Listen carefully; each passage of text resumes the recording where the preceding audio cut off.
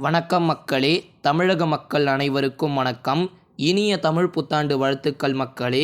ரேஷனில் April 14 இன்று முதல் வெளியான மகிழ்ச்சி தகவல் உடனே பாருங்க. இப்போதான் நம்மளுடைய சேனலுக்கு ஃபர்ஸ்ட் டைம் வந்தீங்கன்னா மறக்காமல் சப்ஸ்கிரைப் பண்ணிடுங்க. காணொலியை முழுமைக்கும் பாருங்க மக்களே. சரி வாங்க வீடியோவிற்குள் சென்று விடலாம்.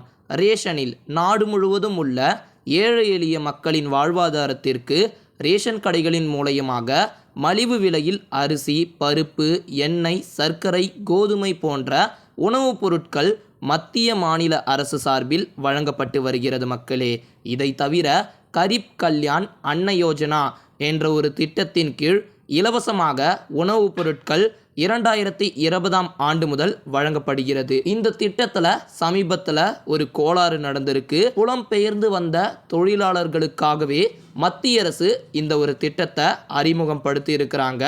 ஆனால் இப்போ சமீபத்தில் உத்தரப்பிரதேச மாநிலத்தில் மட்டுமே மொத்தம் 9500 பேர் போலி ரேஷன் கார்டு வைத்து பொருட்களை பயன்பெற்று வருகிறார்கள். இருப்பிடச் சான்றுகளை தயார் செய்து அதை வைத்து ரேஷன் கார்டுகளை வாங்கி இருக்கிறார்கள். இது போன்றவர்களால் தகுதி இருக்கக்கூடிய பல அட்டைதாரர்களுக்கும் ரேஷன் பொருட்கள் பெற முடியாமல் போகிறது.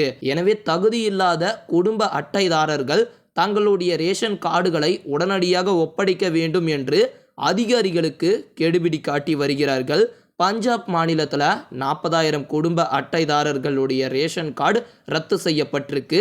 இப்படி திடுதிடுப்பென்று ரத்து செய்வது நியாயமா? இதற்கு ஒரு மாற்று வழியாக ஒரு மகிழ்ச்சி தகவலும் வந்திருக்கு.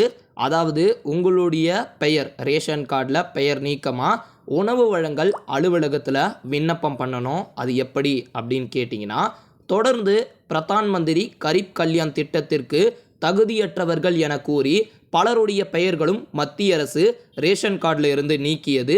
இதனால் பல மக்கள் ரேஷன் கார்டு பொருட்கள் கிடைக்கவில்லை. இதன் காரணமாகவே பல புகார்களும் இருந்ததை தொடர்ந்து நீக்கப்பட்ட பெயர்கள் மீண்டும் சேர்க்க மத்திய அரசு உத்தரவிடப்பட்டிருக்கிறது மக்களே. அதன்படி உணவு வழங்கல் துறை அலுவலகத்திற்கு தகுந்த ஆவணங்களுடன் சென்று நீக்கப்பட்ட பெயர்களை சேர்த்து கொள்ளுமாறு மத்திய அரசு அலுவலகர்கள் தெரிவிச்சிருக்கிறாங்க. அதனால் உரிய ஆவணங்களுடன் எடுத்துகிட்டு போயிட்டு உணவு வழங்கல் அலுவலகத்தில் நீங்கள் விண்ணப்பிக்கலாம் மக்களே. உங்களுடைய பெயர் நீக்கப்பட்டிருந்தால் இந்த காணொலியை மற்ற நண்பர்களுக்கும் ஷேர் பண்ணி விடுங்க. இந்த வீடியோக்கு லைக் பட்டனை தட்டி விட்டுருங்க மக்களே. நன்றி.